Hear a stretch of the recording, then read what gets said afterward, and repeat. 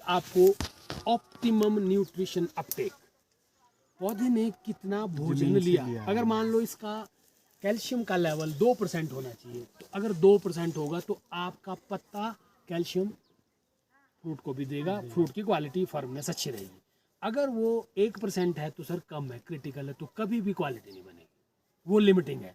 तो leaf analysis करने के लिए जो मेन रीज़न है वो है पोषक तत्वों की उपलब्धता। ये जो पोषक तत्वों की उपलब्धता है, पौधे के जैसे जैसे ग्रोथ फेज आता है कुछ चीज़ें घटती है कुछ बढ़ती है। जैसे नाइट्रोजन की शुरू में रिक्वायरमेंट ज़्यादा होती है, बाद में घट जाती है। जैसे कैल्शियम की रिक्वायरमेंट पहले थोड़ी कम होती है, फिर बढ़ती बढ़ती और लास्ट तक ये मेंटेन, प्लेट्यू बोलते हैं हम, नीचे से ऊपर चढ़ेगी और बाद में एक फ्लैट लेवल पर रहनी चाहिए। अगर उसके नीचे आ जाए तो आपके प्रॉब्लम रहती है। अब लीफ एनालिसिस के लिए सही समय, सबसे पहले मैं तो आपको पता चल गया जी सही समय क्या है। देखिए सर, 60 दिन फुल ब्लूम से, जिस दिन हमारा बाग बगीचा पूरा फूला था उससे 60 दिन से लेकर और आप 7वें महीने तक कर सकते हैं जब तक पेड़ पे पत्ते हैं। लेकिन अखरोट के दाने पर या 60 दिन का जब आपका फुल ब्लूम के बाद पौधा होता है तो उस टाइम अगर आप इसको करते हैं तो आप डेफिशिएंसी या कोई कमी होगी तो उसको पूर्ति कर सकते हैं, करेक्ट कर सकते हैं और टॉक्सिसिटी से भी पौधे को बचा सकते हैं। खास तौर पर रस्टिंग जो होती है गलत स्प्रे करने से, कई बार हम केमिकल्स डालते हैं, तो उसको बचाने के लिए right timing is somewhere around अखरोट का दाना। ठीक है जी।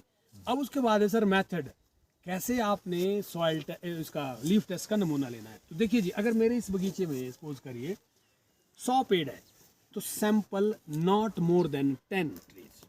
अगर आपके 200-500 पेड़ है तो 15 पेड़ है। अब सबसे पहले नोट करना कि स्वस्थ पेड़ ही लेने जी, जो पेड़ स्वस्थ होंगे बढ़िया होंगे वही। नंबर 2 पे सेम वैरायटी, अगर रॉयल है तो रॉयल, गोल्डन तो गोल्डन, रेड गोल्ड तो जो भी मतलब आपकी वैरायटी सेम रहेगी।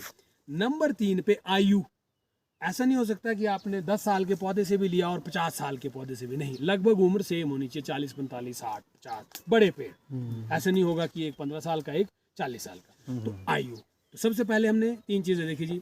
आप देखेंगे healthy tree, number 2 age of tree, number 3 variety. जब आपने डिसाइड कर लिया फिर आती है बात इंडिविजुअल ट्री की। मान लीजिए हमने ये चुन लिया, ये पेड़ लेना है, हमने नमूना लेना है।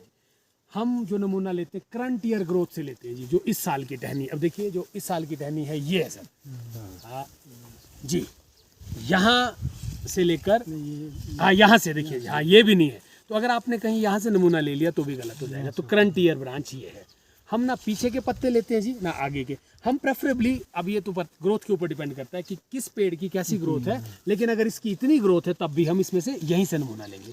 पीछे का ना पत्ता लेते हैं ना आगे का लेते हैं। तो जैसे मान लीजिए इसमें बीच के 2 पत्ते जो हैं ये लेना है, जैसे ये एक ये ले लेंगे और एक ये। याद रखिए कि हमने ये विद ट्विग लेना है, ऐसे नहीं तोड़ना है, डंडी समेत लेना है। अब फिर जैसे यहाँ से ले लिया, फिर आप दूसरे कोने से, जैसे ये वाली टहनी है, ये करंट ईयर है, यहाँ से लेकर अब इसमें से भी हम 2 पत्ते उसी पेड़ के, हाँ इसी एक पेड़ से हमने लगभग 10 पत्ते ले रहे हैं। ठीक है, फिर ये आप इधर आ जाइए, इस तरफ आ जाइए, रैंडमली लेने आपने। जैसे ये 2 पत्ते मैंने, एक ये और एक ये बाहर की टहनी से लेने की अंदर से भी ले सकते हैं? नहीं, जनरली हम प्रेफर करते हैं जिसमें सन सुन खूब पड़ा हो, न्यूट्रिशन अपटेक अच्छा, मतलब वो भोजन अच्छा बनाया हो। जैसे अभी ये टहनी है हमारी ये, तो इसमें से हम अब ये देखिए, ये आगे की नहीं लेंगे, पीछे बीच के ये 2 पत्ते ले लेंगे। ठीक है, इस तरह से आप रैंडमली आपके जो भी पत्ते आते हैं, तो एक पेड़ से लगभग 10 से 15, कम से कम 50 पत्ते चाहिए और मैक्सिमम 100-150 पत्ते। इतने पत्ते ला के इनको कागज की थैली में आपने पैक करना है और प्लास्टिक में। कई बार क्या होता है कि अगर आपने गर्मी हो गई मॉइस्चर, फिर वो फंगस उसको